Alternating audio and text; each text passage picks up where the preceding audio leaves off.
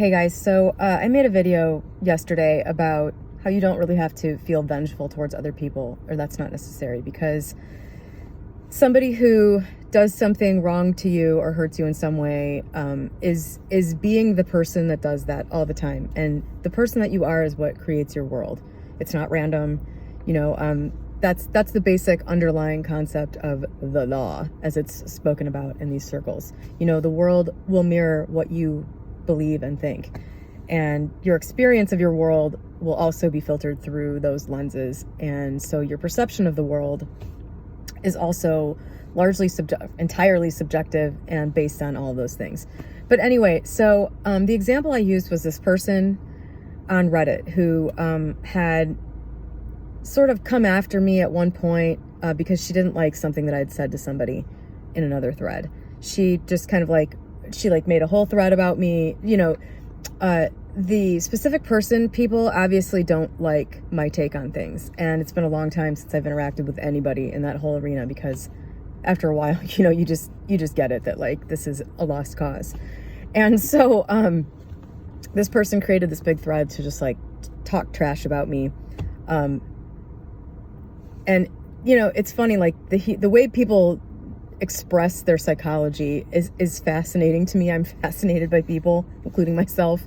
This person was basically doing exactly what she was purporting to be pissed off that had been done to somebody else. So I don't know if this is a narcissistic thing or what the deal is. But anyway, the bottom line was, I used her as an example because, she's going all over the place telling people, listen, you control other people's behavior. Nobody can say or think anything that you don't decide that they can, just all this crazy shit that is just bandied about here on YouTube, and that, if you think about for 1 second, you will be able to disprove instantly by coming up with some example in your life where somebody acted a way that you didn't assume that they would. This is so easily disproven. But anyway, so I said in this last video, I stumbled on her, that thread, or the one that I don't remember how I stumbled on her. It was in the original thing where I didn't participate in the trash talking thread about myself.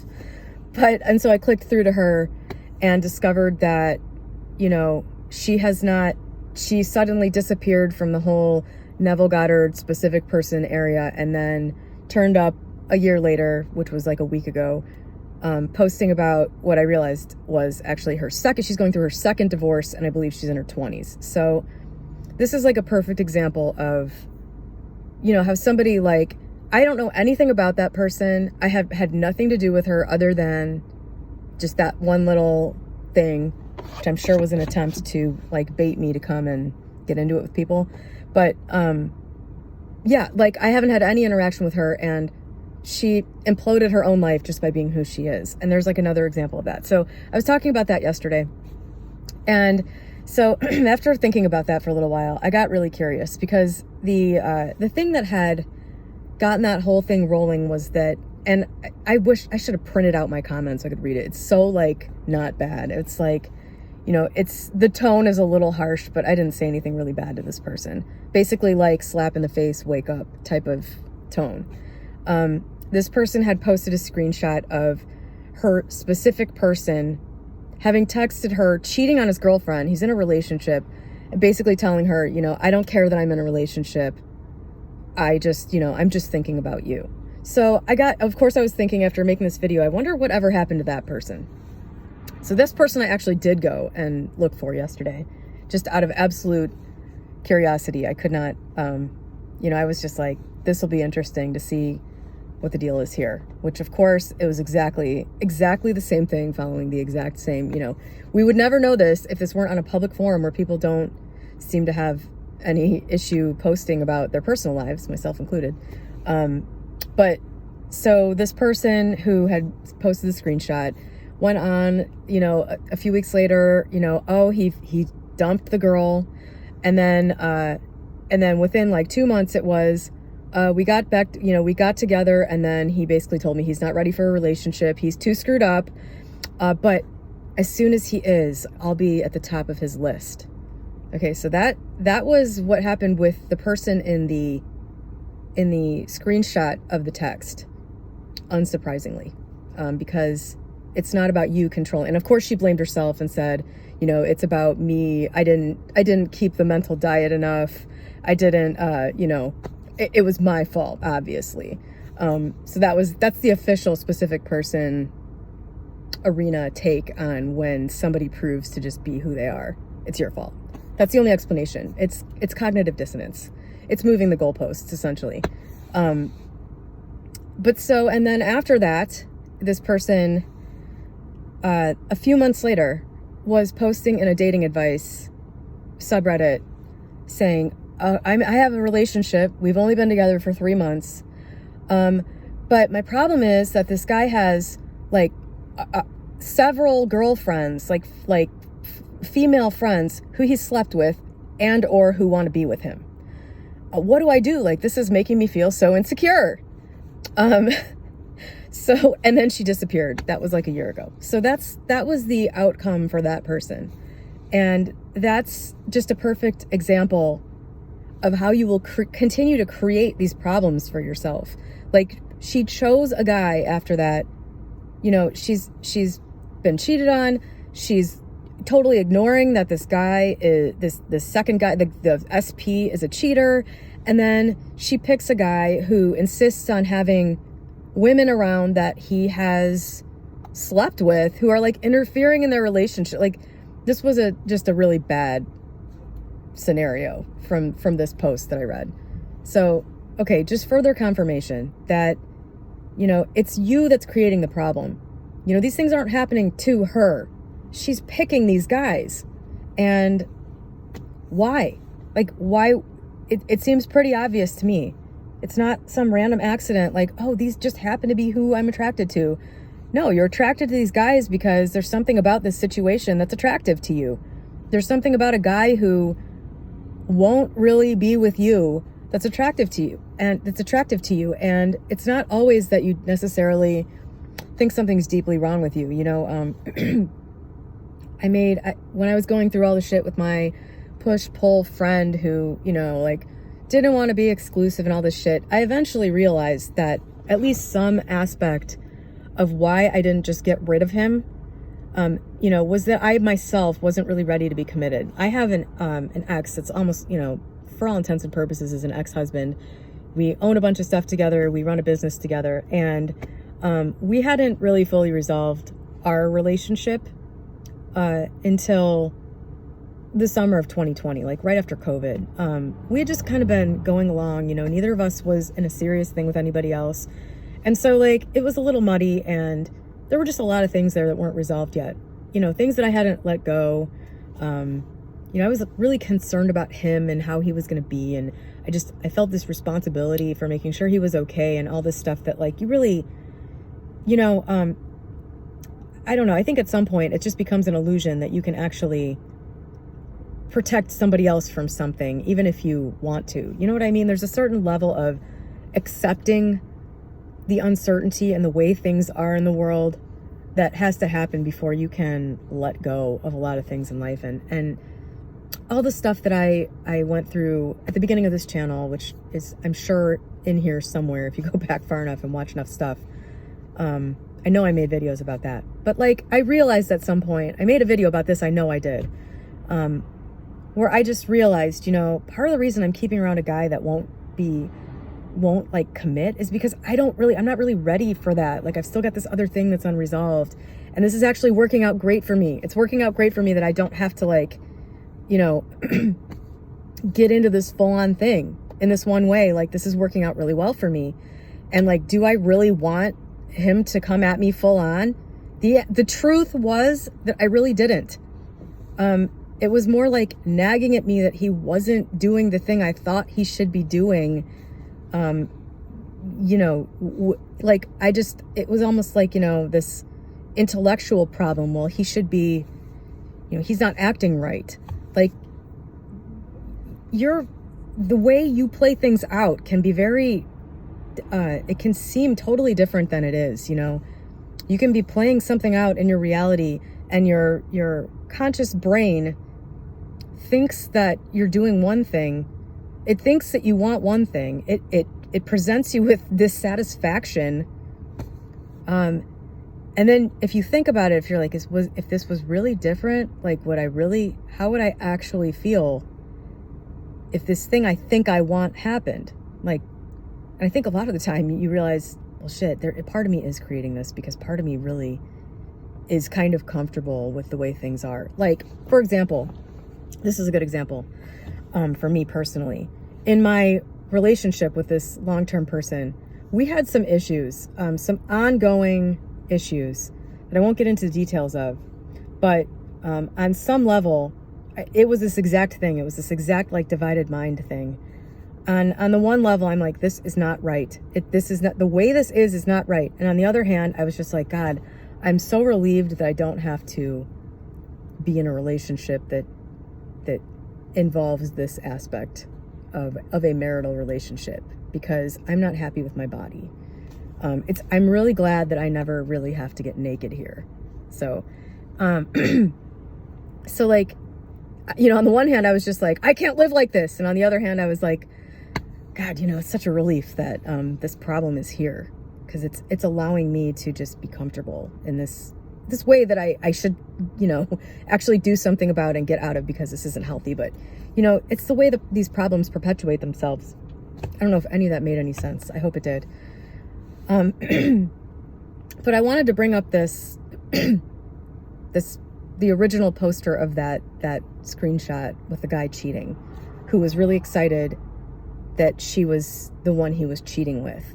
You know, that to me, and what her subsequent apparent relationship looked like, and what played out between her and the cheater before that, you know, this is just like, it's a math equation. It really is. It's like whatever you're putting into it is what's going to play out. It's just, if you look at all the relationships of people, you know, if you look at, you know, especially if you know the details, like this is just always there. It's always, you know, somebody who has that type of mentality is not going to end up with somebody that then doesn't act the drama out in reality, because that person picks the person that will be the other actor.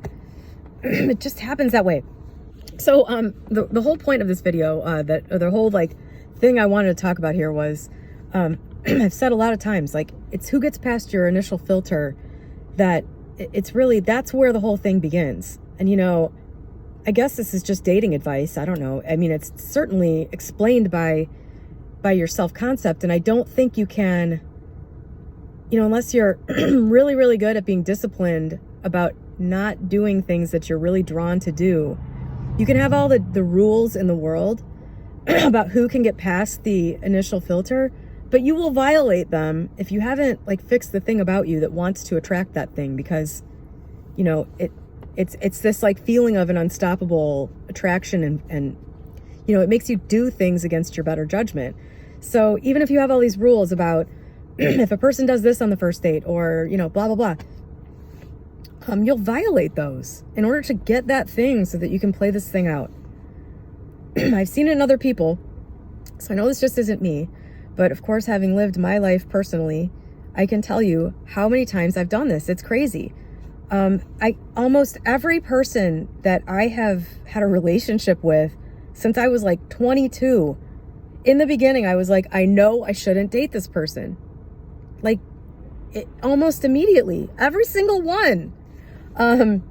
Matt's the only exception. And even he and I had a weird conversation. The first time we ever talked, we had a weird conversation that I was like, but it just turned out that I guess he wanted to give me the third degree. But that's beside the point. We'll see. Who knows? Maybe in a few years I'll be saying the same thing about Matt. God, I hope not. But yeah, like every person, I'll just tell you, like, these are so outrageous that, you know, it's amazing that when you hear it, it's just amazing that anybody with a brain would do any of this stuff, but people do it all the time. My friend that I talked about in the beginning of this channel, I met him on OkCupid, and he made a really gross, off-color remark to me, like the second thing he ever said to me. And I blocked him on there And then sat there for the next day thinking, man, I really liked that guy. I like really liked his profile. And I'm like too old for this. Like, I can't just be like rejecting people. I know he's bad, but like, anyway, I unblocked him and we ended up, and he made me cry on our first date. I'm not a crier. And it still went on for a year, and it didn't end until June after I started this channel. It was going on for like the whole first 6 months of this channel. And I knew literally from the second thing he ever said to me that it was an absolutely not. Same thing with the person I referred to as an SP at the beginning of this channel. You know, the first time we ever talked, I was just like, this is not a match for me. Like, there's something off about this guy. And he's way younger. Like, what's he doing? Like, why is he going after somebody 7 years old? You know, this guy could go out with somebody. This is unnatural. Like, I just, I had this like immediate, like, my good sense was saying, don't go there. And I did anyway. God, every other person, literally every other one, I'm just like, like there's something about this person that really is off-putting, but I'm just going to go ahead anyway because like I feel an attraction, or because like of scarcity, like this guy's interested in me and I'm interested in him. Like, how many more of these can I just throw away at 38? It's always there in the beginning. It's always the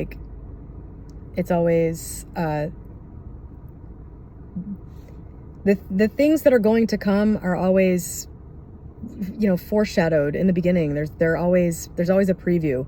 And if you're looking for it and you're not scared and you're not trying to just get into a relationship to be in a relationship, and you're not worried about time running out and all that, you'll see the stuff and you'll just pass.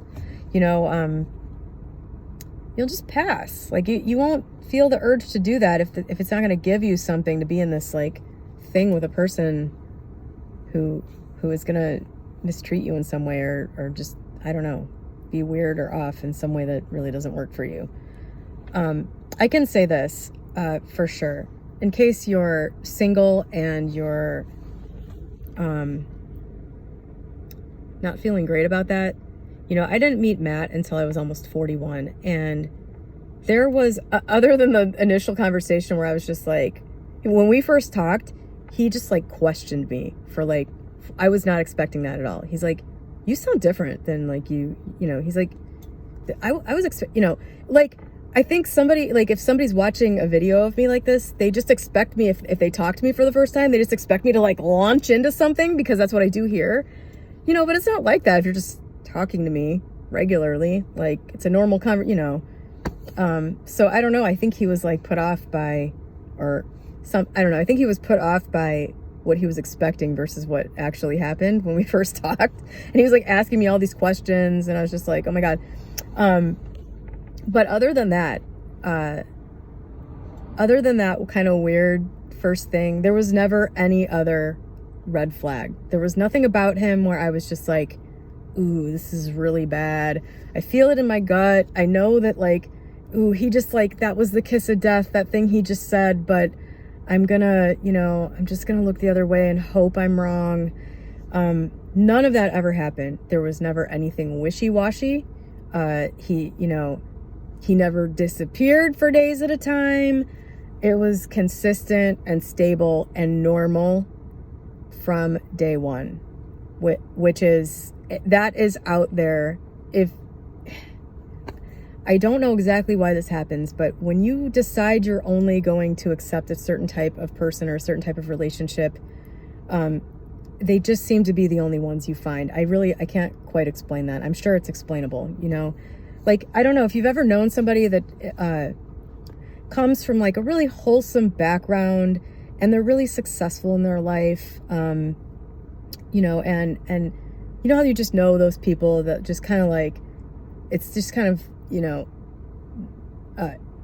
they're just like the cream of the crop in terms of like the type of person they are. They always manage somehow to connect with somebody else that is exactly like that. I've noticed this. I like friends from high school that I have who, I'm